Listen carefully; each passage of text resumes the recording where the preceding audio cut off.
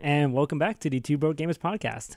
I'm Steve. And I'm Ricky, and we're, gonna probably cut this segment a little bit short. Who knows how rapid we'll get to this, because we're two gamers. Of course, we're two broke gamers, of course, hence the title. Now, we also love sports. We have our own individual teams that we like. We love individual right, sports. Which is, we are a rare breed. Yeah. That is, we love video games, but we also love actual sports. We love baseball. We love football. Mm-hmm. We love soccer, even the real football. I've been watching the World Cup like crazy. Holy crap, dude! I don't blame you. The World Cup. I'm a sucker for world competition. Yeah. For global competition, I'm always a sucker for. I no like matter basketball. I like hockey. Oh, I kind of like hockey. I mean, it's okay. Me too. I've been getting into hockey the last couple of years. I was upset with the Rangers. I but, mean, giving our New York sports. This is what we like. We like our New York sports. Except some, we do like our other. Ironically, teams. I don't really like sports games. Yes. No. But that's not what this is about. Yeah, that's not about that part. No, that's a whole different thing. But you know what? Just to say that real quick, I'm against that because I don't see why somebody would want to play a football game on a controller when you can go outside and play football. Right. But besides that, now there's also such a thing as video games and the category of esports, which I'm also into, and you're also into. I love esports. I will sit all day and watch esports. Twitch TV is an amazing thing. Oh yeah, I remember when I first heard of it on YouTube with Let's Plays from Proton John from years ago, and watching those, and I was like amazed the fact that there's people that are putting videos of themselves playing video games, which not even in an esports kind of way, but just doing it in general and watching it. I love Let's Plays. I watched a lot of Pokemon Let's Plays. I watch because it all depends on the commentator. Yeah. One of my favorites right now is Shady Penguin. He does a lot of funny things on his thing. But my favorite Let's Player is Hayden. Hayden is he's a Pokemon Let's Player. He's a Pokemon competitor. Yeah. And the things he says are funny. I just can't help but laugh, and he just makes my day. But now how I got to esports itself is because I was a big fan of fighting games, which is how I love Smash, and I can watch Street Fighter and Marvel vs. Capcom 3. Which I also love fighting. Now, I never knew that was going to be a thing. Like, when I was in arcades, and yes, I'm not dating myself because arcades still exist until maybe a couple of years ago, even around this area. There are still some, thankfully. I mean, hopefully arcades will come back, but right now, our only arcade in our area is like Dave & Buster's. And there's also New Rock. Yeah, New Rock's arcade, but they took out a lot of the fighting games. Yeah, it's a lot of parents complaining that fighting games are too violent. Like, screw you. Yeah, seriously. Control your kid. I used to love watching, holding over people because you had to stand up and maybe tippy toe and watch two guys play and Street Fighter and Marvel vs. Capcom, and then to see that not only being shown on YouTube, which I remember seeing the old Marvel vs. Capcom 2 combo videos, which are insane. Yeah. And then having to watch the streams itself and watching Justin Wong and Daigo fighting each other and Evo Moment 37, of course. Yeah. And going from there, it's like, this is a real thing, and this is called esports? What's this all about? Now, there's always going to be a huge debate, especially when it sparked even bigger last year. Was it last year? It was last year when they allowed a visa. The United States government allowed a visa. Last year, well, I know this story. There was a League of Legends. League of Legends has completely skyrocketed esports. Oh yeah, definitely. Over the past year or two, it's League of Legends is the reason why esports is even recognized now. But there was a player, Edward, who used to play for Gambit Gaming, which he actually currently plays for Gambit Gaming again, but he wanted to play for an American team, Curse. So he lives off in Europe. I think it's Belgium. Yeah. But it could be Germany. I don't know. I'll look at somewhere out there. Yeah, he lives out in the Europe. Yeah, let's put it that way. In the Europe. Yeah. He lives in the Europes. So he was going to play for Curse, but he obviously needed a work visa. So the U.S. government declared esports a sport and gave him a work visa to come play for Team Curse. Actually, it's not a work visa; it's a sports visa. A sports visa, right? That are given to athletes. Right, given to athletes. He gave it to him as an athlete, and then it only worked out for one season. He went back to Gambit, but now you have Bjergsen, who's from Place. And you have Amazing, who's also from Place. Yeah. And then Europe. I should have done some stuff here. Yeah. Then you have Dexter, who's also from Europe, who came to play for CLG. Bjergsen and Amazing now play for TSM. It's just, you have a whole bunch of, and you have Seraph, who's from Korea, plays for CLG. You just have players coming from all over the place to America to come play esports. Now, under the sports visa. Now, the thing is, a lot of people are against this idea of a video game being a sport only because it's like you're only sitting there and pressing buttons. And it's like, it is not just that. I mean, if that were the case, anybody could be an esports expert. Like, anybody could be a top player in any of these games, especially like League of Legends, which is like, yeah, you really want to click a mouse and just press some arrows? Yeah, okay. I think you don't have any idea. I don't even have any idea how League of Legends works. First off, I play League. Yeah. I'm only gold, so I'm not like a superstar. But some people look at me like, oh, you're gold. Wow, you're so good. And other people look at me like, you're only gold. You suck. So yeah. It's, but it's crazy because I'm just gold. Yeah. Like, I see it as I'm not good. So, because there's people in the challenge of the diamond tiers, those are good players. Yeah. I feel like platinum players still suck too. Yeah. So, it's insane because these guys have such good mechanics.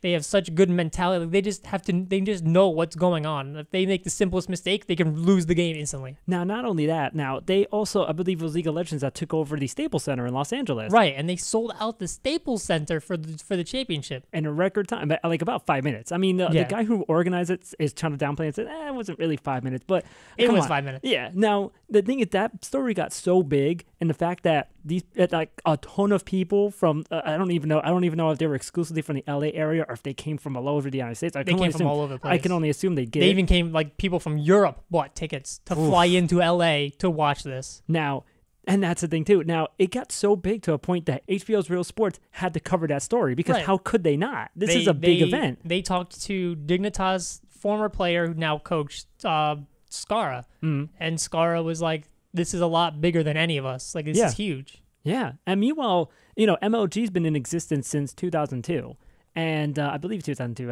I can correct myself on the year, but I know it's been around for quite a while, and it's one of the only major esports organizations that survived because there was a ton of them back then, and now there's only just really MLG left. Now, which they focus a lot on, on like shooters and stuff. Well, no, they're not exclusively just shooters. They're also a league. They also do fighting games, including like they brought back Smash, which is why MLG Anaheim this weekend it's going to be huge for Smash. And this is right before Evo too. Yeah, which I was about to say. Evo's another huge one. That's a big fighting game tournament. Yeah. So and that's the thing. It's getting to a point where like there's more inclusive. A lot of players are being sponsored by and getting like tons of like free things and airfares being paid for just to travel and play. And it's getting to such a level, and I don't know if people are willing to accept that. Because, I mean, there's other things that could be debatable in sports, too. I mean, people think NASCAR's a sport, and a lot of people are like, why? You're racing and, sitting in a car driving at, like, whatever and turning to the left, NASCAR, well, first off, NASCAR drivers lose probably 15 to 20 pounds during a course of a race. Because they have to wear so much protective gear that it gets so hot and you sweat off all this pound. Like, you sweat off so much. Among other fluids that are coming out in that car. Yeah. But and also I was actually told that the steering wheel on a NASCAR car is actually ratioed at 20-1. So you basically you're tilting it just a little bit to turn. If you tilt it too much, you're gonna tail out. You're gonna spin all over the place. You're gonna die. You're not turning it like an actual right. You're not turning it like an actual car wheel. You're turning it just the slightest bit. Yes, and that's the thing. And there's a lot of endurance in NASCAR. Some people don't consider it. Some people do. And I like to think of like esports, especially where it is right now, because people think there was a golden age of esports that happened in MLG with some of the players that played Halo 2 and such. And also where Smash is coming from and where they're coming up and where League of Legends is and Dota 2 coming up and all these other games that it's conquering. And it got to a point where I believe 75 million people have viewed esports or even just people watching video game streams in general last year on Twitch. And more so now that it can be separated because MLG has their own website and they're broadcasting and showing their own things to a point where esports is getting so big that their first arena being built exclusively for MLG is being built in China. Yeah. It's going to happen, and it's happening. Yeah, there's schools in Korea for esports. Like they're doing scholarships for esports. Yeah, like there's actually like a school in Korea where you go as a future esporter. Like that's where that's what you're going to school for. You're going to school to learn esports. Yeah, that's insane. It's amazing. And people are getting paid for that. And it's not like some athletes are getting paid millions, but I think at some point like League of Legends they're gonna be millionaires soon if they aren't already. There's a lot of multi-hundred-thousandaires yeah. in the esports. Yeah. In the League of Legends community. But I feel like this is the way it's going. Even like people don't want to compare it to like a sport, which people think it involves movement and athletics. You know, chess is a sport too, and it's a competitive sport, and it can be spectated by a lot of people. And that uses, you know, one main muscle, which is your brain. Brain is a muscle. And I think of it as like how I always think about going back to baseball, because I always love baseball. And I think of it as when it started, some guys made some rules up in somewhere that's not Cooperstown, because apparently that's been disproven that it was invented at Cooperstown. But besides that point, it was started. There was a rule set, and a bunch of guys played it for fun, adults, and even children started playing the game and all of that, to eventually where there was a guy that started getting paid for playing because he played so good. They're getting paid by somebody, and other people, you know, eventually they're paying more players, and eventually people are paying to watch these players play, to a point where they have to build things called stadiums to watch these players being paid to play a game. And really, it just started off as something almost innocent, to where now it's look at where baseball is now. And this is where I think esports and a lot of esports are, where a lot of these guys just started off streaming their shows, you know, streaming their games. Right, which you have to think now. I'm using League of Legends as the biggest example here, because the League of Legends Championship Series, every week when the live stream goes up, there's no less than 150,000 people watching. Sometimes it goes up to 350, 450,000 people. Like, it's insane. And so it started out as a game. They released League of Legends as a beta for people to play probably about 3-4 years ago as a game just for fun. Then people everyone started playing. Then you started paying, I wouldn't say you started paying people. It's just people got really good at the game. So then that's the ones who they started streaming. Subscribing.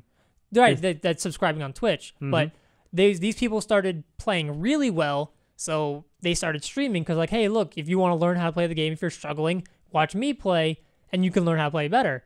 So then they formed teams out of the best individual players, and they became a team. And then they started getting paid for winning tournaments.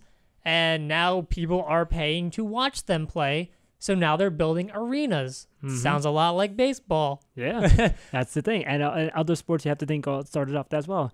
And as a final point to it, I mean, don't discount esports as not being a sport, because I mean, it does involve a lot of skill. I mean, a lot of people can't even play baseball. You know, they can try, but they can't. Just like the same thing where people can't play a game professionally, but they can play baseball or any video game just for fun, because it's for fun. This goes back to the whole thing I said about me being gold.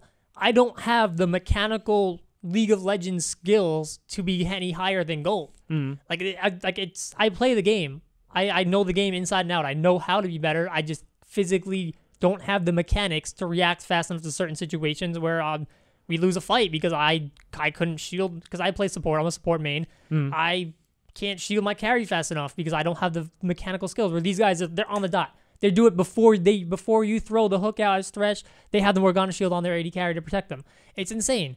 So it's like, I just don't have, there's a certain amount of mechanical skill you need to have, as well as a certain mental skill too, because you have to know that this is going to happen, so you have to counter it. And like, it's just, there's so much movement involved. There's so much involved with this. So, and that's really where we'll leave this debate off. If you have any comments or any thoughts, leave it in the comment section, of course, on YouTube. Tell us what you think. Maybe we'll bring it up in a future show. You can also hit us up on Twitter. My Twitter is Steve B. Agilism. That's Agilism, because some people are like, how do you spell that? Or you could even have it in the YouTube too, in the description. But also, I'm at Terrick, but we're also both at Two Broke Gamers Pod. You just don't know which one of us will respond. So if you want to respond to me or him, you can do our personals, or you can just respond to our whole general Twitter, the two of us, and YouTube, even there as well. YouTube, you can just in the comments. I'll be more than happy to read it. Exactly. So you could say we suck. Still happy to read it. Yeah, of course. I mean, we need the criticism. Why not? Yeah. So yeah, no, we need the criticism. I mean, we're two broke gamers. We're trying to get something started. I mean, hopefully this is a little side project, but let us know some criticism and whatnot. We're trying to do our thing here, and we hope you guys enjoy it. Thank you guys for tuning into the podcast. I love you all. Yes, and we'll see you all next week with a new debate. That in advance, we do want to apologize in case we were off on some of our facts of esports, but this was a little bit of an impromptu thing. Yeah. But we promise that our future debates won't be as impromptu. Yeah. Again, I know the situations, and I know that as soon as I get off this show, I'm like, oh, damn, he's from this place. Yeah, damn it. Exactly. But that happens. But thank you guys. Love you. Take care, y'all. We'll see you next week.